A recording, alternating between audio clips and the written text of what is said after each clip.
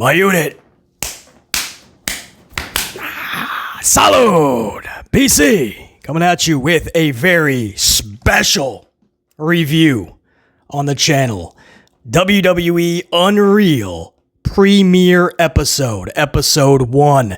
This is the episode. This was the series a lot of people talking about. How far are we actually talking about when Hunter Hearst Helmsley, the guy at the top of this company, creatively, with the talent, and everything you see on your TVs, how far are we actually pulling back that curtain? Are we just completely burning that curtain down? And just giving all the tricks away? There was one segment in this premiere episode, and we'll go over it, that absolutely did that, when they were talking about gorilla position and what happens there.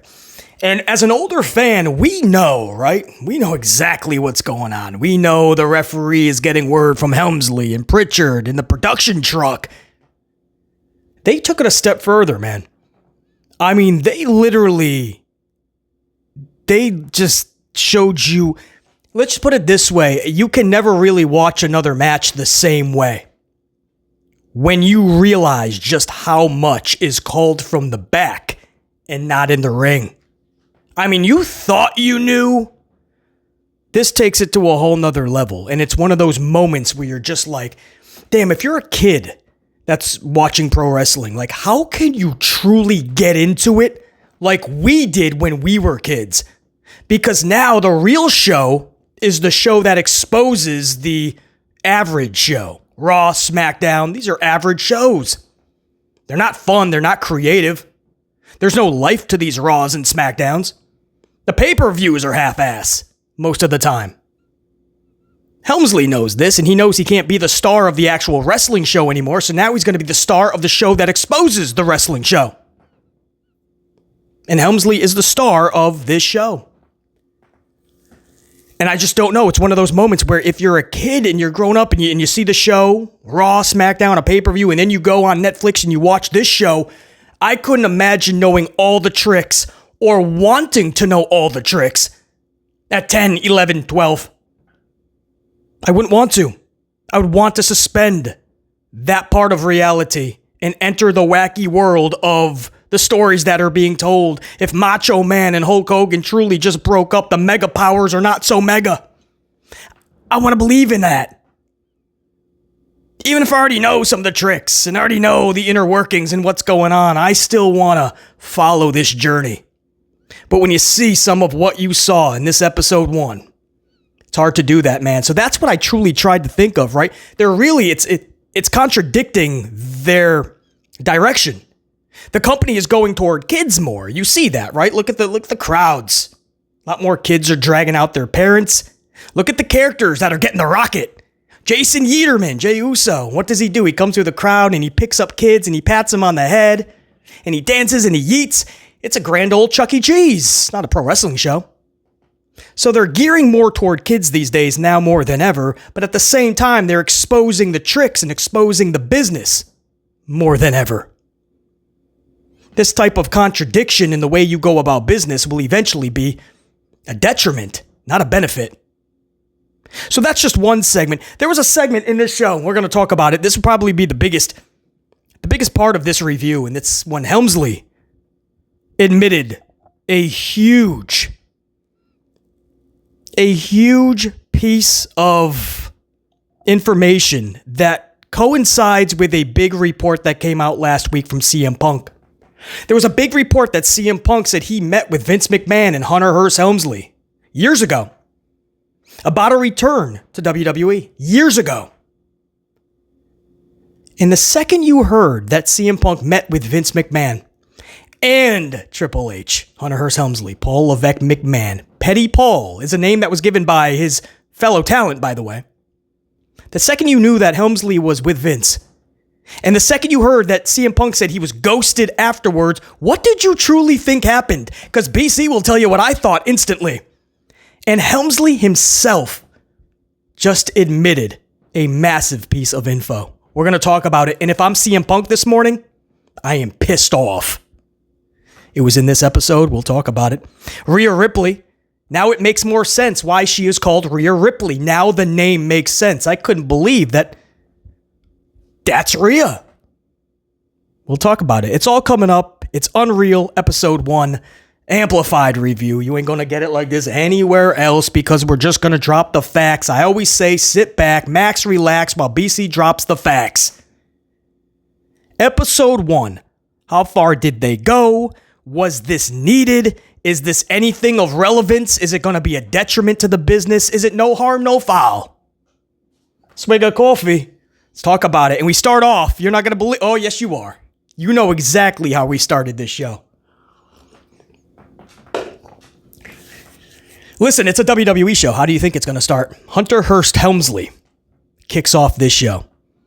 And Helmsley he's like, I don't know what he said. I'm a normal guy, but I happen to be the guy here at WWE. They call me Hunter Hearst Helmsley, or Triple H, or Trips, or Levesque, or Cerebral Assassin, or King of Kings, or this, that. I mean, literally, they were just going over all the nicknames. That's one of the things of this series is every time somebody's like talking for the first time, they go over every single thing that people call them. So Phil Brooks had a funny little list. We'll go over that in a few minutes. So he's talking about all of his names, and he's being all humble. You know, I'm just a guy that runs all this. I'm basically Oz behind the curtain. And instead of Dorothy and the Lion and the Scarecrow and the Tin Man all exposing, I'm just going to rip it back myself.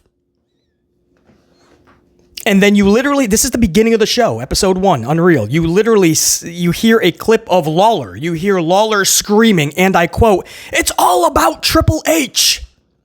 You could make it up if you tried.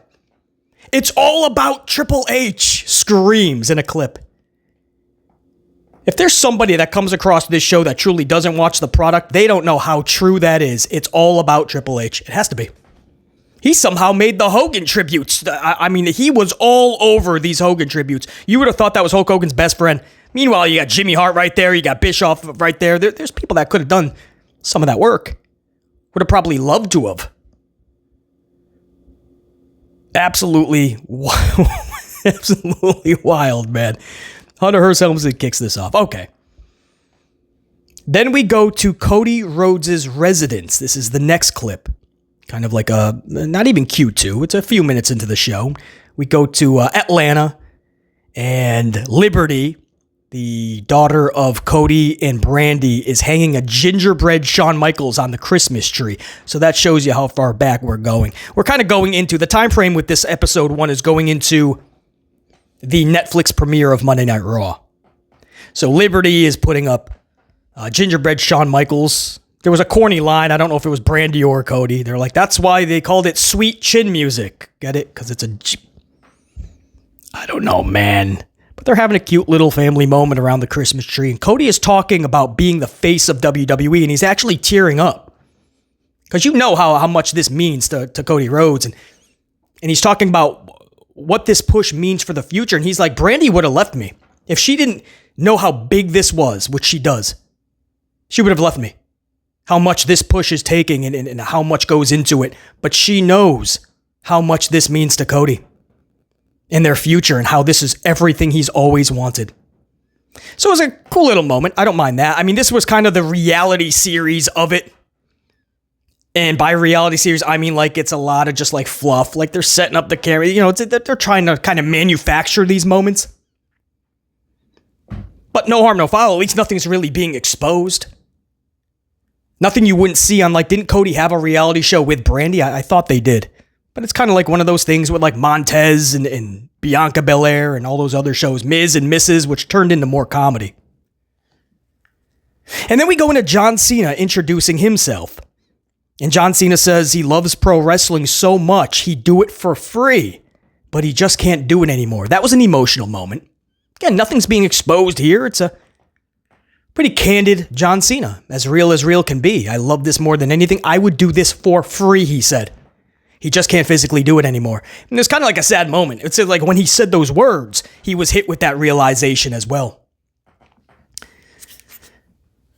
And then the part I was waiting for, man. We go inside the writer's room with Hunter Hearst Helmsley.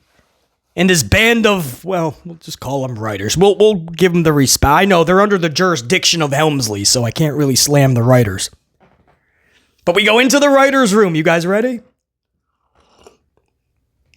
This is where we get to see the so-called magic, right? A lot of people saying that Helmsley saved wrestling.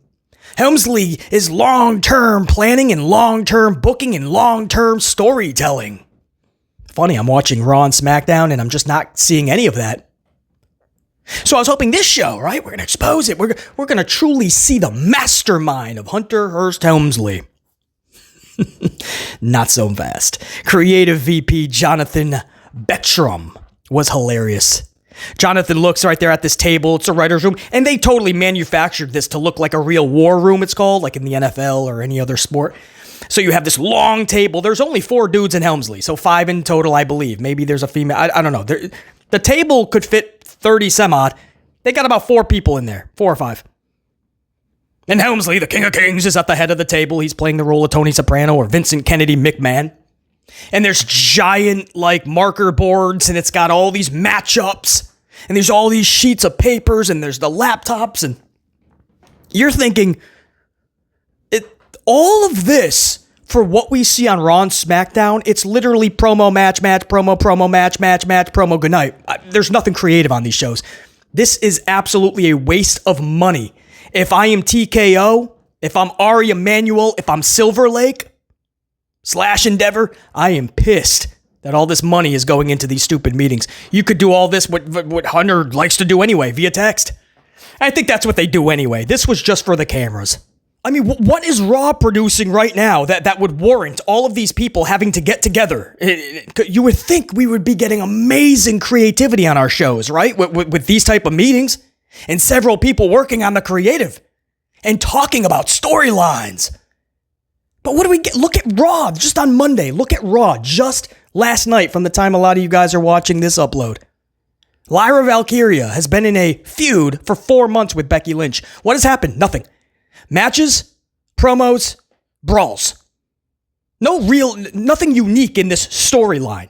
Every week they're talking, and sometimes they brawl or they get physical, right? Last night, Becky's music plays, and she comes out with a kendo stick, but gets beat up by Lyra, and then we go to Michael Cole, and we go to a commercial. What? 4 months into this, don't you need to progress a storyline to get to a point where you feel like it's being elevated? You feel like it's getting bigger and better? If you're going to go 4 months. No, they're just going 4 months with rematches. And to set up those rematches, we're just having them say a bunch of words nonstop every week and then beat each other up. And then go to the match where we see the same thing for the 10th time. Roman Reigns came back after 4 months. 4 months, and they place him with Jason Yeaterman to take on Braun Strowman. Well, the other 2 Brauns. Bronson and Braun Breaker. Strowman's not even with the company. Tag team match for Roman Reigns. Now you could say, well, BC, the original plan was Seth, so I could see how they had the audible, but no, then we were hearing that it was LA Knight and Seth that was supposed to have their rematch at SummerSlam. Doesn't matter, even if you had to call an audible, you had several weeks. The best you had for Roman coming back after 4 months was a tag team match. At least make it huge. Roman Breaker. Make Breaker on that night. Even if Breaker loses at SummerSlam, you just made that dude by having Braun Breaker and Roman. That's a more electric matchup with a more electric response from the crowd than the tag team match is going to give you. That's not creative. Don't get me started with the tag team divisions. Don't get me started with booking for like Karrion Kross and Bayley. This is not warranted. Several people getting together at these big long tables and acting like they're important. If we were getting creative shows every Monday and Friday, then this would make it would be more believable. All these minds are getting together and they're going over the stories. This is cool. No, it's for the cameras that are rolling. Because if these cameramen, if the producers for this show for Netflix, if they actually watch the show, there's no creativity. You want to hear something wild, actually? I'll take that a step further. Because a couple of things, actually. Yeah. Good thing I checked the notes because there's a couple of things, right? Creative VP Jonathan Bettram was hilarious. He literally tells Hunter Hearst Helmsley, looks right at him at this table. And he says, for Cody, we don't have a half dozen heels. Are we just going to parade Judgment Day out there every show? He looks at H because they're talking about Cody and he's like, we don't have a half a dozen heels. So what are we going to do? Just parade Judgment Day out there every show? That's what he said to H. And H is like, yeah. And Cody just wants to like save John Cena too. So we have to tell Cody like maybe we'll turn John. That's not what the creative writer just said. We need top.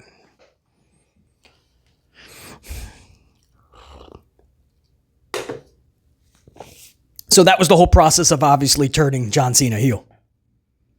So if John Cena didn't want to come back for one last year, what were they going to do for heels? There is none. Look at how they're booking Gunther. He shakes all the babyfaces' hands, Cody Rhodes, Randy Orton, you name it. If Cena was still a face this whole year, he'd cross with Gunther and they would actually shake hands. Then he has Gunther tap out to his own move in 8 seconds to Jason Yederman at WrestleMania. They have botched Gunther so badly. And there's no other top heel. You have a bunch of factions that are made of a bunch of mid-carders. Judgment Day, Solo Sikoa and his MFTs. So I love how this writer's like, what else do we have for Cody? We don't have a half a dozen heels to play with. So what are we going to do? Judgment Day every single week? And guess what they did? You guys remember that time period? What were we seeing every week? Judgment Day members taking on Cody every single week. That's what we got for the last 2 years. Maybe more. They just made this Judgment Day faction. Those are going to be the heels that take on all the faces. And you wonder why this got really boring and really bad really fast. But this was a wild part where this writer, who again was the VP, the creative VP, Jonathan Beckstrom, just told H, what else do we have, man? We're just going to parade Judgment Day out there and that's what actually happened. So this was brought up as a creative concern and Helmsley never fixed it.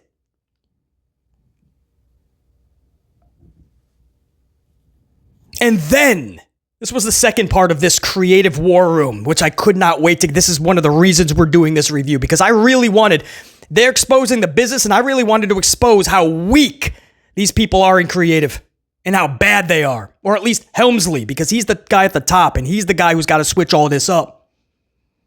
Check this out. They had an actual Raw run sheet. The actual run sheet, and they showed it. And it's exactly how we joke about it being, right? Well, you know how we joke. I just did it 2 minutes ago. How every show just feels like it's promo, match, promo, match, promo, match, promo, match. Good night, everybody. Guys, this run sheet, I'm not joking. It's on there. It's episode 1. There's a run sheet. They show it. Promo, match, promo, match, promo, match, promo, match. Good night, everybody. That was the run sheet. There was nothing unique. There was nothing creative. There was nothing different. The run sheet was so lazy. And it's exactly what they produce when we watch the shows. They transfer it exactly. Nothing changes.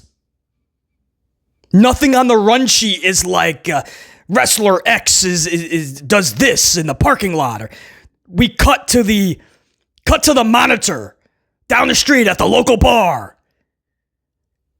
Cut to the lot where wrestler A is being cut off as he tries to enter the arena. Like nothing like you would see like that section. No, this was literally promo, match, promo, match, promo, match, promo. Good night, everybody. Match. Good night, everybody. Nothing. It was wild, man. It's what we always joke about. This is how lazy this company is creatively. We know that because we're watching it. But to see the run sheet, man, it's like, you want to it's so bad when you're watching it that you want to believe that they had other things and maybe it got scrapped last second. And then we go to Florida for Rhea Ripley in her introduction to the show. Rhea Ripley is showing us around her. It's Ripley's Believe It or Not, man. I'm not joking when I say I didn't even make the connection. But Rhea Ripley is actually weird. It goes with her gimmick. We always have fun and we go, oh, she just got off her shift at Hot Topic or Spencer's and she's waiting for her parents to pick her up at the mall. You know, one of those goth type kids. But no, she about that life. I mean, she's got all these oddities and weird things in her house, and it's like Ripley's Believe It or Not, and I made the connection. That's probably how they gave her name. How do you get, because she kept saying, like, to me, I try not to get into the Rhea Ripley thing. I just try to be Dimitri Bennett or Demity. And I didn't need to hear that, by the way. Now I can't look at Rhea Ripley and not think Demity Bennett. But she's like, to me, I'm always grounded and I'm Demity. But Rhea Ripley is like me turned up to 10. But whether she's Demity or Rhea, she's into all the oddities. And I think that's where they came up with it. Like because they usually ask the wrestlers, what are you into? What do you like? Like, let's try to get some of your personality out. She probably said, I'm into all these oddities and weird shit. And they were like Ripley's Believe It or Not. She was probably like, yeah, I love it. And they're like, Rhea Ripley. Yeah, I'm not even joking, man. That was actually wild, man. I never made that connection, man. Rhea Ripley is into all that stuff, man. You know, like the alligator, like the hand or eye. In the jar, like that type of stuff. All right, then. Rhea Ripley probably freaking wrestled the alligator herself. Then we go into CM Punk lifting in the gym. Horrible form, but at least he was in the gym. I like to see that, man. Talks his 1,000 nicknames: CM Punk, Punker, Cookie Monster, Pepsi Phil, Black Phillip. Sure, there's a story behind that. And then says, but my real name is Phil.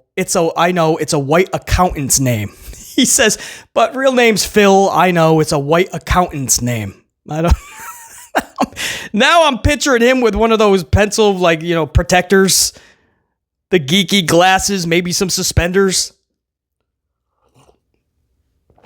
Tax agent Phil. Then we go into the beef between he and Helmsley, and this was just fucking wild, guys. You'd have to go back to last week when the report broke out from Brooks himself, CM Punk. He said that he had a meeting with Vince McMahon and Hunter Hearst Helmsley a few years ago about coming back, and then WWE just ghosted him. That's what he said. Not a paraphrase. That's a quote. And when I heard that, I literally thought that was Helmsley. There's no way Vince is not going out of his way unless he knows. He's bringing you back. He's not going out of his way like that. And I'm thinking, why are they bringing Helmsley? Because Helmsley is going to be a cock blocker. That's what he's done his whole career. And he already doesn't like CM Punk. Helmsley benefits nothing from this. Vince was still in charge at the time anyway. They both went out. Punk was immediately ghosted. Punk's like, I don't know what happened. I don't know why. It's their decision. I guess they didn't like, but I don't know. Got ghosted. Guys, the second he said that, I'm like, Brooks is not stupid. He knows what happened. I instantly, out loud, I was, Helmsley. Cock block. That's what happened. He's always been in Vince's ear. Always. Always has been in Vince's ear. Do you guys know what Helmsley admitted in this episode 1? Helmsley admits, he says in this clip, we talked a few years back and I said, nope, not gonna work. He's still the same person. That's a quote, not a paraphrase. That is a quote. In episode 1, Helmsley confirms what CM Punk said. And Helmsley says, and I quote, I said, nope, not gonna work. He's still the same person. Who'd you say that to? Because you weren't in charge at the time. CM Punk got ghosted by WWE. Hunter Hearst Helmsley's the one that said, nope, not going to work. He's the same person. He cock-blocked Black Phillip, Cookie Monster, Punker. Absolutely. They probably shook hands. You know it. They probably shook hands, maybe some pleasantries, maybe even a little bro hug. They turned around, and like everybody, Punk got hit with the proverbial sledgehammer. They turned around, and Helmsley, he doesn't have to stab you in the back. Helmsley just talks shit into Vince's ear, and that's it. You're done. Guys, it's exactly what he did so many times. One of the recent stories I bring up a lot is because of a documentary where Helmsley once again exposed himself and admitted that he's the one that took Test out of the storyline with Stephanie McMahon. Guys, this is a massive moment for a wrestler. He's in a big storyline. This is Test's big moment. He's going to work the storyline with Stephanie. And Helmsley goes, he bypasses writers and everybody. He goes into that office because he knows he's got Vince. He's in his right ear. He's attached to his ass. And he tells Vince, take him out. Put me in there. Put me in the storyline. Test is taken out. Helmsley is now working the storyline. We know the rest. You put somebody like Helmsley in there. Oh, and he was with China at the time. He don't give a fuck. He knew this was life-changing. He already has Vince. If he can get in good with Stephanie, and I mean get in good. What'd he say in that segment? Consummate the relationship. He knows if he could do that, man. Everybody else was collateral damage, including, unfortunately, China and so many others. Test. You guys have no idea how many talents were ruined in this. Personally, professionally, Helmsley did not give a fuck. He was trying to go to the top, and he didn't care whose ass he has to kiss and who he was going to run over in the process. To this day, I feel so bad for China and Test. Both, by the way, no longer with us. Much love to them. But they got absolutely steamrolled by Hunter Hearst Helmsley. Behind their back, both of them. But to take your fellow, because he was still a wrestler, man. Hunter Hearst Helmsley was a talent. He was not an office guy. He took Test out, a fellow talent, put himself in because he was working with Vince behind the scenes. Not in any fucking actual role. He was being a fucking rat behind the scenes. Fucking with talents. Putting himself in big storylines like that. He said that. The balls on this guy to admit that. Yeah, we just didn't feel like it was really working, so I said, hey, why don't you take him out and put me in there? What do you say that like it's nothing. That changes careers. And then he just says, like nothing. He's like, we walked away from that meeting and I was just like, nope, he's the same person. Didn't even have the balls to tell him, by the way. Punk said he got ghosted. Ghosted. And people are shocked when we're harsh on Hunter Hearst Helmsley on this channel. What are you shocked at? This seemed like a person you want to have a coffee with unless you're trying to fucking kiss some ass and get a job. All right. That seemed like a fucking respectable person where you could fucking trust.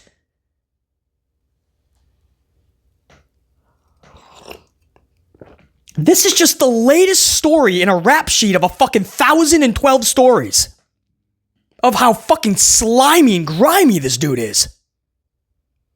Couldn't even tell Punk, yeah, we just decided to go into... They ghosted the motherfucker. They turned around and Helmsley says, I said... What'd he say? Nope. Not gonna work. He's still the same person. That's not for you to decide, bro. This should have been an A and B conversation. A, Vince/Punk, whichever one, and B, Vince or Punk, the other one. Vince and Punk, A and B. You can see your way out. No reason for Helmsley to be there. Other than to do what he does. Cockblock. Brooks.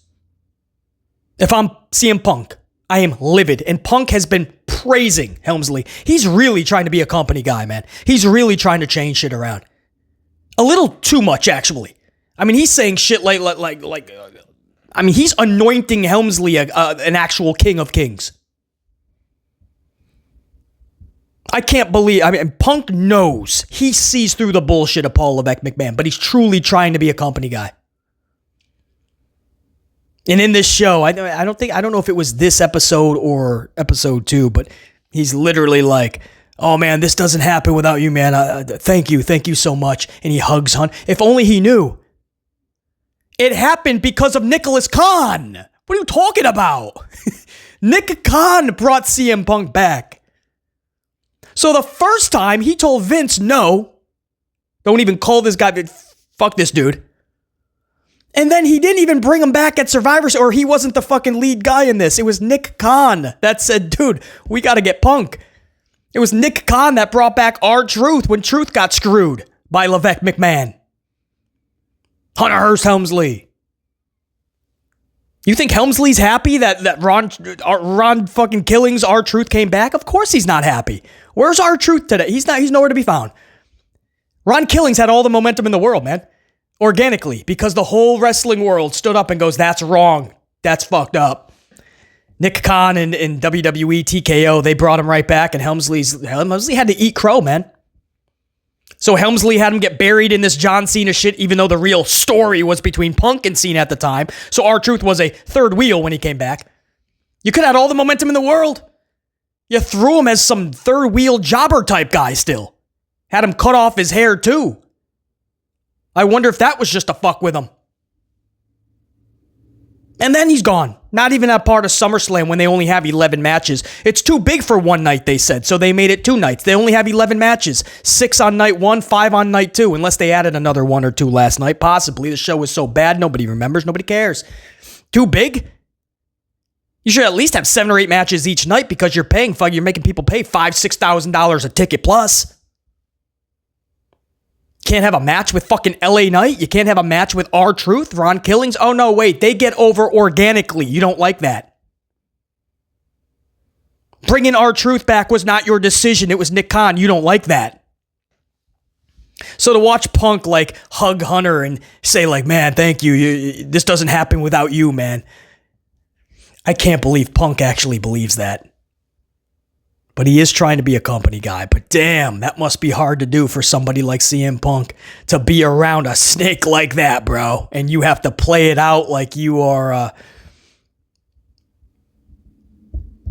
you're a buddy now, right? You're on the same page now. If I'm CM Punk after hearing that, I am fucking livid. And then the segment of gorilla position. And this is the part where it completely exposed the business to another level, mainly for like kids. This brought me back to when I was starting to watch wrestling. I can't tell you at all that I would want to see something like this, man. At all. Everything was just exposed here. How match producers talk to the referee, right? So it's not just like, oh, the referee's talking to Helmsley and Bruce Pritchard in production. They literally took you into the match producers calling the match from the back. Nobody needed to see that. Guys, so much is called from the back. Again, we knew, a lot of us knew that. We try not to think about it too much, overthink at all, right? We just kind of want to think that, okay, they're calling this in the ring and, you know, that the ref's just talking to Helmsley real quick. No, they made it a point to show you that the match producer is calling the match. Everything. From the timing, what needs to be cut out, it's... Again, whether you know it or not, that's not the point. It's like if you're a kid watching this shit, and that's what they want you to watch the show. It doesn't matter what age you are. Watch Unreal. We're going to show you how we're going to expose all the magic tricks. Man, if you're a kid and you're seeing this much of how everything is done, you can't truly become engulfed with a situation, storyline, or feud. You can't. Subconsciously, you will be checked out no matter the percentage. Maybe 20, 30, maybe 80% you're checked out. You cannot fully invest in what you're watching when you know this much exposure. You can't. That's psychology 101. So that's what I really thought about. If you're like older, it's like, oh man, that is in depth, dude. That's wild. I don't know if I can even fucking watch the same way now. But when you think about it for like the younger fans, I don't know why they would want to see that. It's just like so much is just being called in the back. I don't... It just takes away from authenticity. Massively. That I don't know why, but that's what I immediately thought of. Like, BC younger watching this. I don't think I could have enjoyed it and went on the wild ride that I did with pro wrestling growing up had this been around. That's sad, man. That's very sad. Every moment is just being called from the back. It's just, the words I will use is just not needed, man. It's that type of stuff not needed. If you want to just deliver the toned down version and show that Hunter Hearst Helmsley's, talking to the ref has an earpiece, no harm, no foul. Shit we already knew.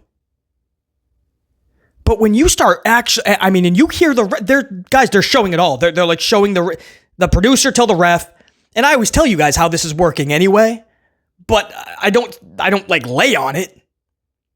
I just tell you guys, like, if there's a botch or something and you see the ref hit their black box, I'm telling you who she's talking to. If it's the medical, because medical also can talk to the ref.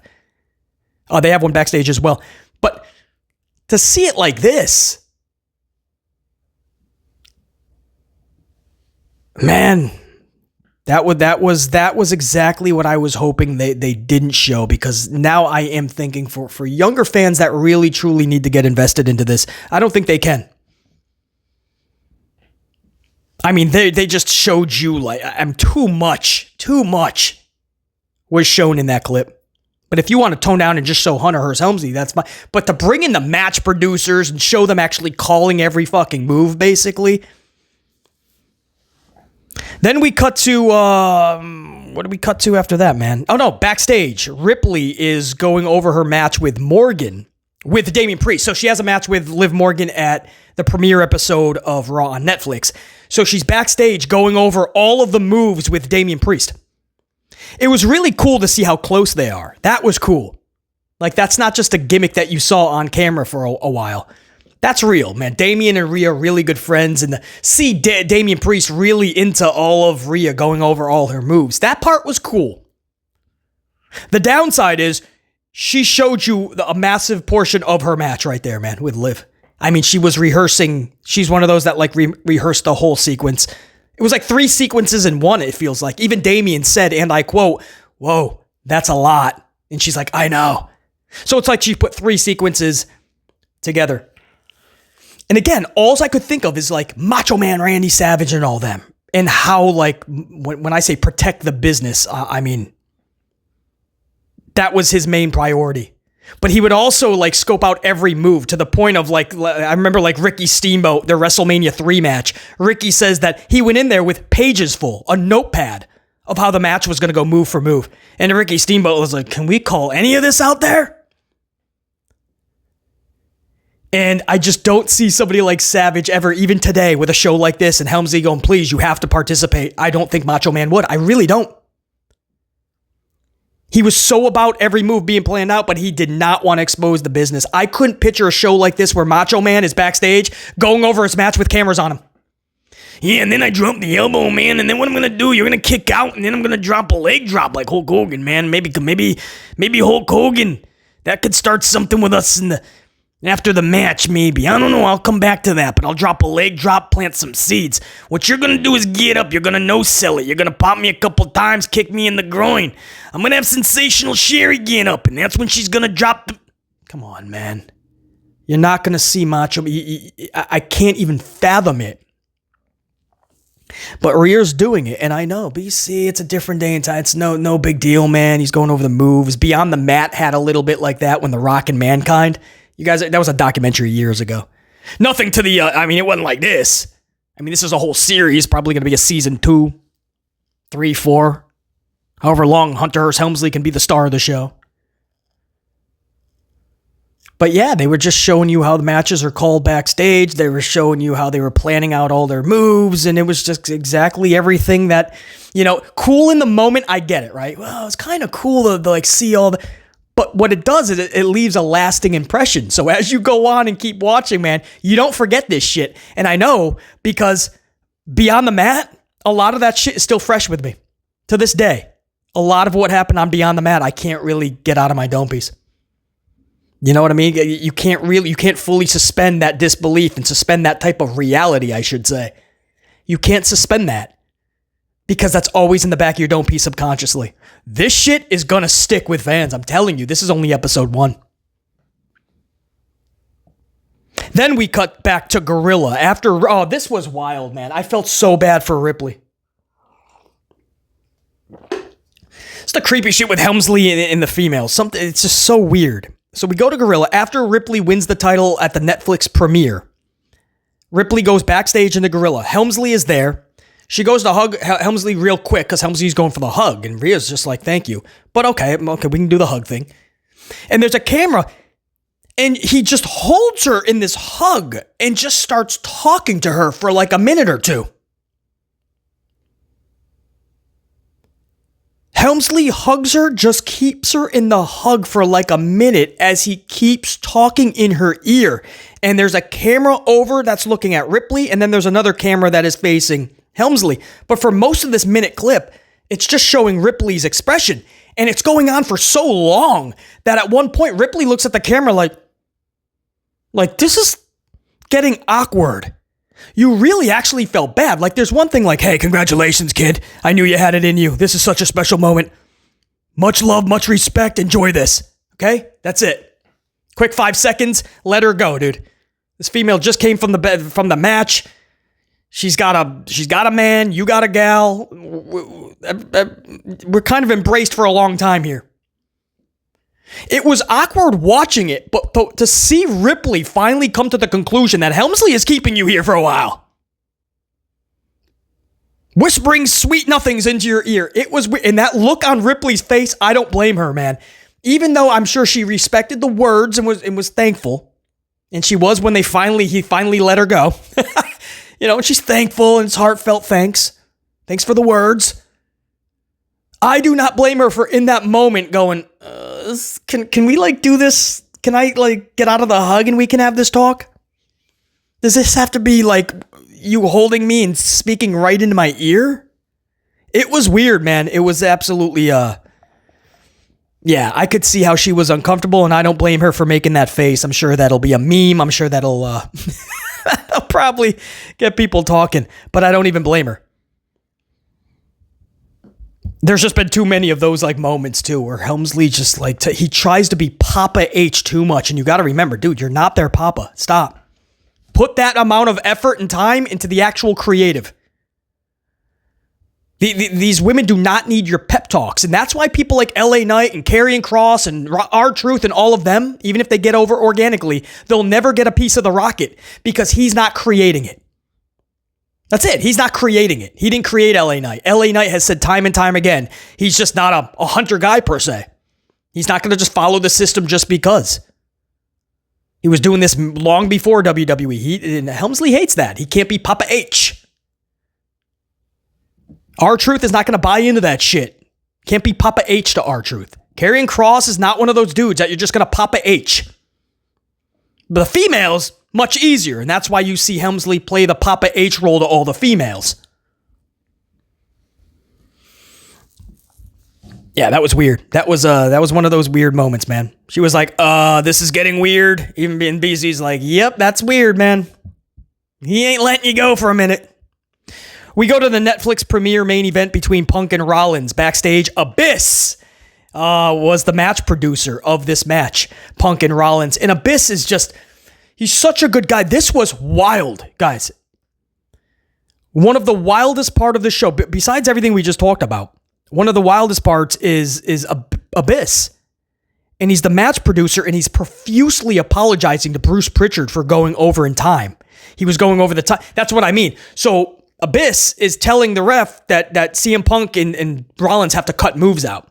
So they took out the Anaconda device and many other things for the finish. And the whole time, Abyss is looking over at Pritchard and Gorilla, and he's like, Bruce, I'm sorry. Bruce, I'm sorry, man. I'm sorry, Bruce. And Pritchard is no-selling it, right? He's just brushing it off. You could tell he's pissed. You could tell that Abyss wants to, do good for Bruce Pritchard, and Pritchard is just kind of an ass to him. But or maybe just that night, he was not happy with them going over the allotted time. But after the show and off the air, right? Cameras are rolling for this show now. So you have Abyss post-show, goes up to Bruce Pritchard again and starts apologizing. Now again, Raw's off the air. This is for the show. The cameras are rolling. Abyss goes up to Bruce Pritchard. He's like, Bruce, I'm sorry, man. We did it though, man. I think it came out good. I'm sorry. And Bruce again is just no-selling it. He's kind of he just looks perturbed. Dude, just get out of my face, man, please. Abyss is such a good dude. And Bruce Pritchard might be too. I've never bashed Bruce on that. I know a lot of people blame Bruce Pritchard, or Bruce Pritchard is the reason that WWE sucks today. No, Bruce Pritchard's the reason you got The Undertaker like we did back in the day, and the reason that Undertaker became that character. When he was Brother Love, he was also Bruce Pritchard, and he played an instrumental role in that. And all of what you saw in that golden era, man. So I don't bash Bruce Pritchard like a lot of the community does. But Bruce Pritchard, when you are in this industry for as long as he has, you get jaded. And you become, even if it's subconscious, you become a bit of an asshole. So you have such a good guy like Abyss, and you have a little bit of an asshole in him, like Bruce Pritchard, who was right there with Vince for how long? Decades? And it's a weird combination where Abyss is truly trying to almost serve Bruce Pritchard. In fact, this is where it gets weird. So he's apologizing. Bruce is no-selling it, brushing it off. And you could tell Pritchard is not happy, but he keeps saying it's fine, it's fine, it's fine. Steven Regal tries to relax Abyss because Abyss at this point is really trying to apologize. And Pritchard like, it's fine, it's fine. It was overly produced. It was overly this. It was over time. It was over the... Pritchard was not happy. Steve Regal can see how good of a person Abyss is, but knows how Bruce Pritchard can be. So Steve Regal's trying to tell Abyss, relax. All you need to know is that you did a good job. You tell yourself that, and that's what matters. You're fine. It's totally good. And one of the wildest parts was Abyss literally goes right to Steve Regal because Bruce Pritchard is right like next to them, but he's kind of moved on. He's like looking at other people and talking to other people. So now it's just Regal and Abyss. And Abyss goes, I know, man. I want to make sure that I'm making this guy happy. And he said it loud enough and looked right at Bruce. And Bruce was no-selling it. Didn't even look at Abyss. And Steven Regal is trying to have an A-B conversation and talk to Abyss because Bruce Pritchard didn't want to talk to him. And Abyss was still trying to focus on Bruce Pritchard and apologizing. So he's like, I know, man, I know, but I'm just trying to make this guy happy. That's all I want to do. Bruce Pritchard no-sold it. And then he looks back. Abyss looks back at William Regal, and he says, like kind of like a little bit lower now, is he mad at me? He's mad at me, isn't he? And Steven Regal's like, no, relax. Abyss, man, you have a really good dude. Just maybe in the wrong position because he's probably good at it, but you have there's big egos in this industry, huge egos and jaded assholes, and it's the wrestling business. It's filled with it. And then you have such a genuine dude like Abyss who's trying to give his boss his best and apologizing, and he could tell when something's a little off. And I think Bruce Pritchard I've never bashed Bruce Pritchard. I don't see myself ever bashing Bruce Pritchard because I know what he did for pro wrestling for WWE in those late 80s, early 90s especially. But, he was a little bit of a prick here. But maybe, again, he was really pissed about the timing. Maybe it was just a one-night thing. Maybe they're really good buddies backstage. I don't know. But that dynamic, that was awkward. It was as awkward as the hug with Helmsley and Rhea Ripley in the segment right before. This was hard to watch because you really felt bad for Abyss. And when he looked at Steven Regal so sincere and he's like, is he mad at me? He's mad at me, isn't he? It was like a kid trying to please their parent. If you guys watch Unreal, it's toward the end of the episode. And just watch that exchange. And it's tough to watch because you really feel bad for Abyss. And then just like the beginning of the show, it has to end with Hunter Hearst Helmsley. And he says to end the show, isn't that the goal? To make superstars? Something like that. To make stars. Isn't that the whole goal? Who did you make? Right? As the show ends and he says that line, who'd you make? In the past several years that you've been the guy. Who's made? Jason Uso for a month? Which was botched? Who's made? You had the chance to make people like LA Knight and such, but you didn't. Who's made under Hunter Hearst Helmsley? Under Vincent Kennedy McMahon, people were made. Yes, the Savages, the Warriors, the Hogans, the Austins, the Takers, the Rocks, you name it. The Cenas, the Romans even, you name it. Who in years? This guy's been, 3 years-ish? Hunter Hearst Helmsley? Who's made? Jason Yederman? Is that his claim to fame for a month? Who's made? Cody Rhodes wasn't made from Hunter Hearst Helmsley. I'm serious. Gunther? He botched Gunther. Look at Gunther, man. He made him a goofball. Tapping out to his own move in 8 seconds and shaking all the babyface hands. Who'd he make? He didn't make anybody. And he sits there at the table and he's like, isn't that the whole goal? To make stars. That's it.